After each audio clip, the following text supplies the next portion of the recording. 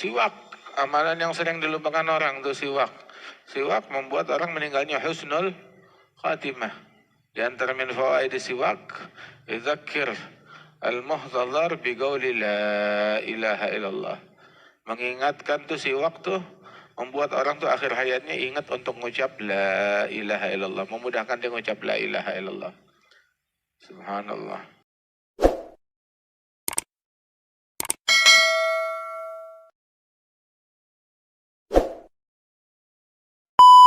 Inna Allah habas thalath. Ada Sayyidina Ali Zainal Abidin ya. Allah Ta'ala menyembunyikan 3 perkara dalam 3 perkara, katanya beliau. Allah menyembunyikan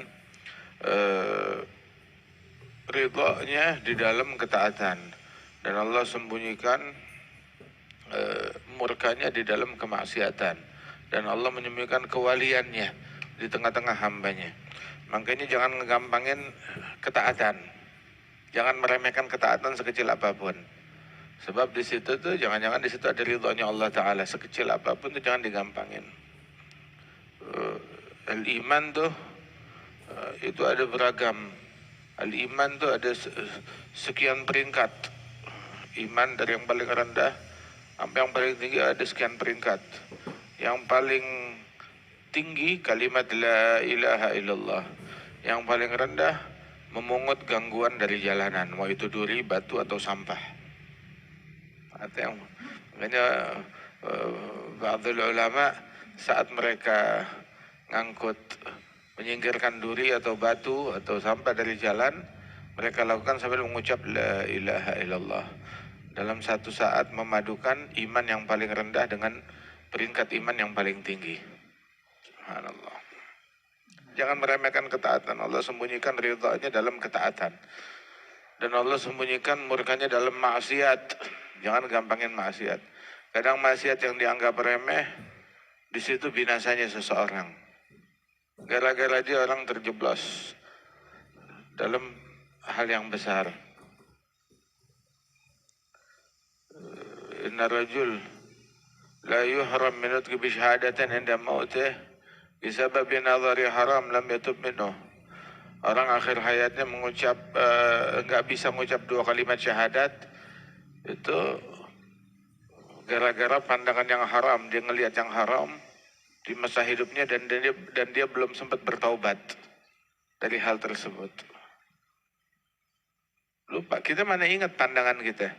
Tapi ketika kita nggak bertaubat dari hal tersebut, takutnya akhir hayatnya nggak bisa mengucap 2 kalimat syahadatain gara-gara nggak sempat apa namanya bertaubat gara-gara pandangan haram yang dia nggak sempat bertaubat darinya. Masya Allah.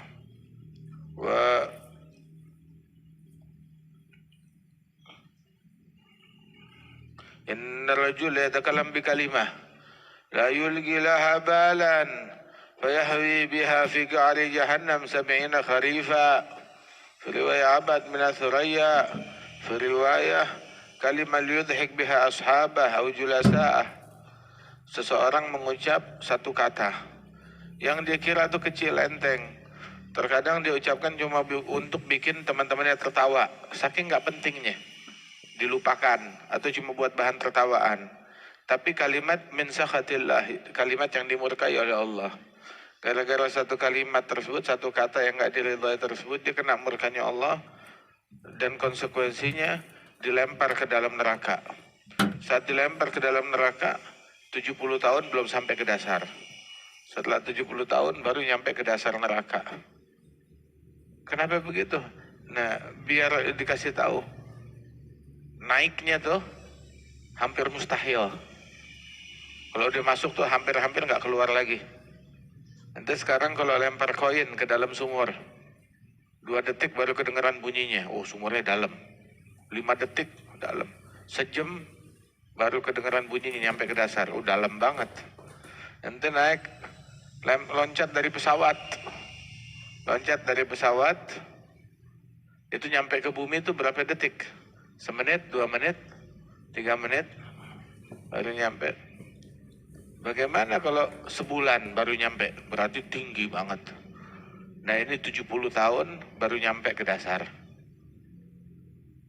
Nah kalau 70 tahun baru nyampe ke dasar, naiknya bagaimana, manjatnya bagaimana, cara keluarnya bagaimana? Tinggi banget kan? Bisa dia memanjat 1000 kilo, 2000 kilo, 1.000.000 kilometer. 70 tahun. Berapa jarak yang dia tempuh, berapa dalam dia terperosok dalam api neraka. Ya Allah. Jangan ngegampangin maksiat sekecil apapun. Sebab Allah sembunyikan murkanya di situ. Apalagi itu dari maksiat omongan, ucapan, kata-kata. Kadang orang tuh enak aja ngomong keluar terhadap orang lain. Atau terhadap suami, atau terhadap istri. Itu di dalam hadis. Zawja idza qalat li zawjiha ma ra'aitu minka khairan qad faqad habitat amaluha. Istri kalau bilang ke suaminya, saya nggak pernah melihat kamu bikin baik sama sekali, lo emang nggak ada baiknya sama sekali, itu semua amal ibadatnya gugur, langsung hangus semua amal ibadatnya. Ketika istri ngucap gitu ke suaminya, gugur, hangus semua amal ibadatnya hanya dengan satu kata. Allah menyembunyikan murkanya dalam maksiat. Jangan ngeremehin maksiat sekecil apapun juga. Kadang ada kalimat tertentu, al-bala muwakkalun bil mantiq. Musibah tuh ada kata kuncinya. Ada beberapa kalimat menjadi kata kunci stroke, menjadi kata kunci kanker, menjadi kata kunci tumor, menjadi kata kunci kecelakaan, tabrakan, patah tulang, banjir, kebakaran, kehilangan aset, kematian orang yang dicintai, dan seterusnya. Al-bala muwakkalun bil mantiq. Allah sembunyikan murkanya di situ. Jangan asal ngomong, makanya apalagi orang tua kalau ngomong sama anaknya, awas. Ataupun terhadap orang lain. Juga Allah menyembunyikan ridhonya dalam taat. Sekecil apapun ketaatan jangan diremehkan.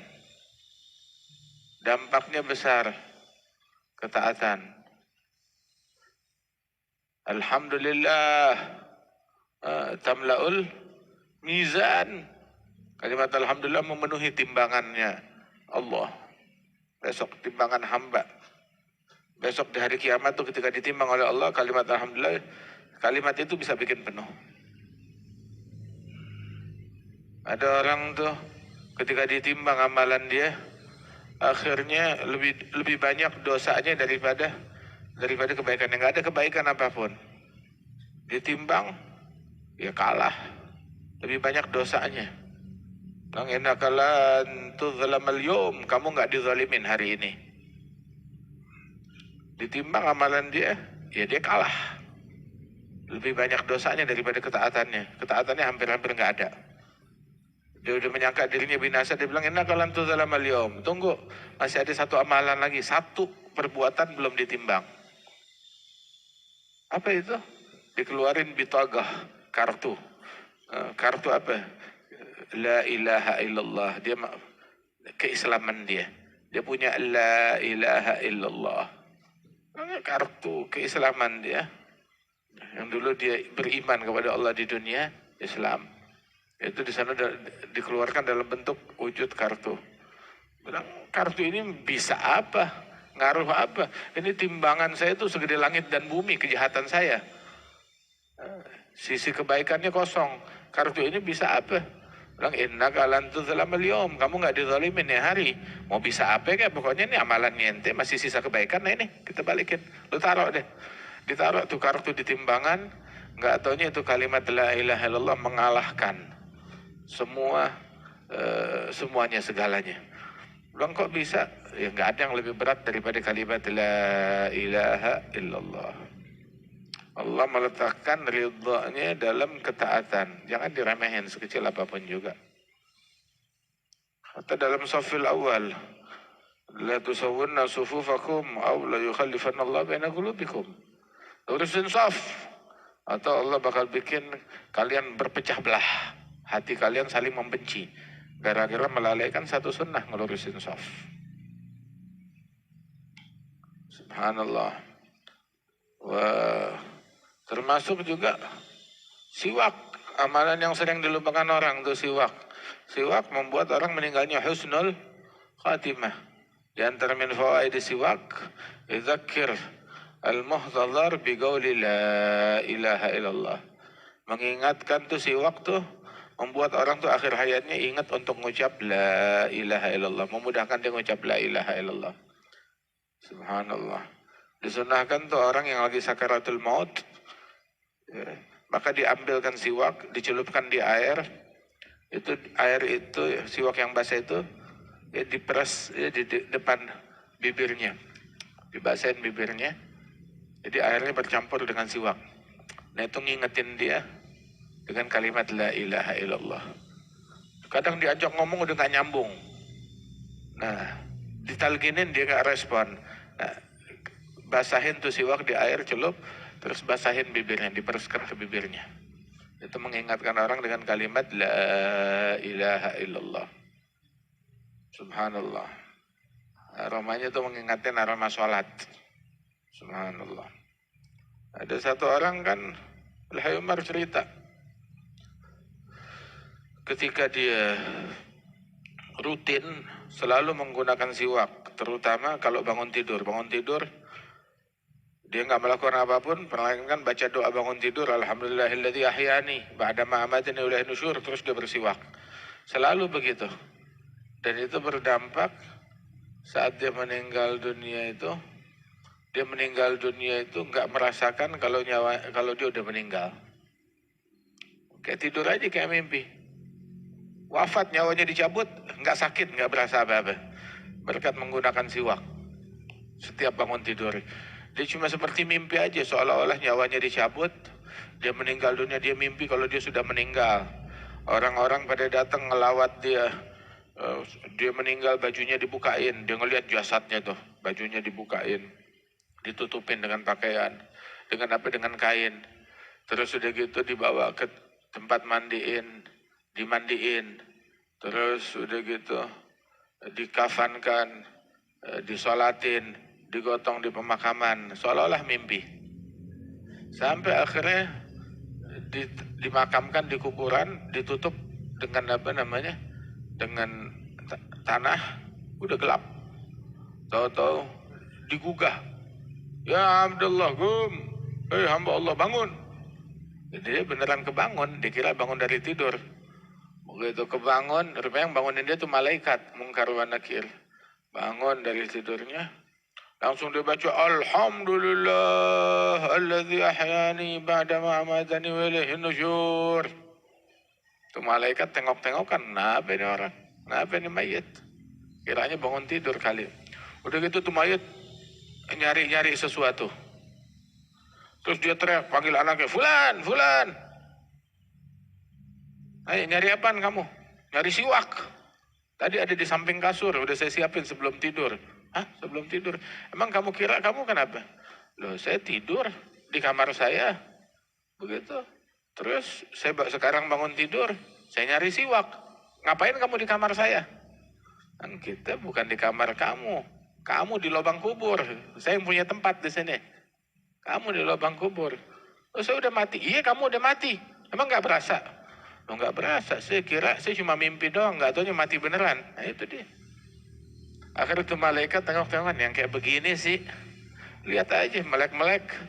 Meninggalnya nggak berasa meninggal. Nggak tahu sakaratul maut. Nggak tahu wujudnya Israel. Nggak merasakan sakitnya dicabut nyawa. Di kuburan baca doa, alhamdulillahilladzi ahyani. Yang dia cari siwak sunnahnya Nabi. Yang kayak begini kita mau nanya, buang waktu. Nggak usah diinterogasi, udah pasti selamat, tinggal. Ditinggal sama malaikat, selamat tuh orang. Udah lu tidur sana. Tidur. Subhanallah. Jangan ngeremehin hal yang kebaikan. Sebab Allah Ta'ala sembunyikan tuh ridhonya dalam kebaikan. Sekecil apapun, jangan diremehkan. Dan Allah menyembunyikan kewaliannya itu, sirnya di antara para wali-walinya. Jangan meremehkan hamba-hamba Allah. Allah jadikan tuh para aulia tuh disembunyikan keberadaan mereka. Kadang orang yang kita anggap remeh, yang kita prasangka buruk, yang kita anggap kecil, nggak taunya dia di hadapan Allah Ta'ala azimun ali, agung mulia. Ada satu orang preman mukulin seseorang pengemis yang kelihatannya dekil, kotor di pasar. Dipukulin. Akhirnya dipisahkan. Kenapa kamu pukulin dia? Ya, saya minta sesuatu dari dia, buahnya dia jaga di kebun. Saya minta dia penjaga kebun. Saya minta buahnya, dia nggak mau ngasih. Iya, saya nggak mau ngasih sebab itu bukan milik saya. Itu punya majikan saya. Maka dipukulin terus. Dipukulkan.